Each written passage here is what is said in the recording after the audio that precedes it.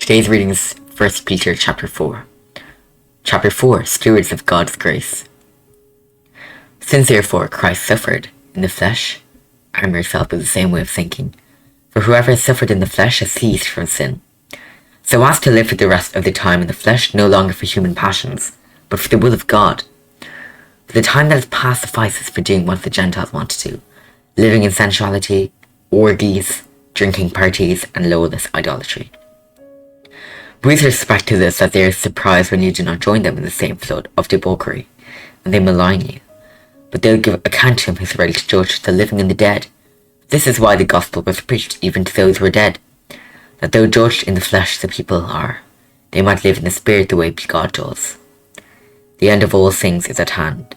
Therefore be self-controlled and sober-minded for the sake of your prayers. Above all, keep loving one another earnestly, since love covers the multitude of sins. Show hospitality to one another without grumbling. As each has received a gift, use it to serve one another, as good stewards of God's varied grace. Whoever speaks, as one who speaks oracles of God. Whoever serves, as one who serves by the strength that God supplies, in order that in everything God may be glorified through Jesus Christ. To him belong glory and dominion forever and ever. Amen.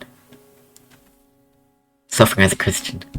Beloved, do not be surprised at the fiery trial when it comes upon you to test you, as though something strange were happening to you, but rejoice in so far as you share Christ's sufferings, that you may also rejoice and be glad when his glory is revealed.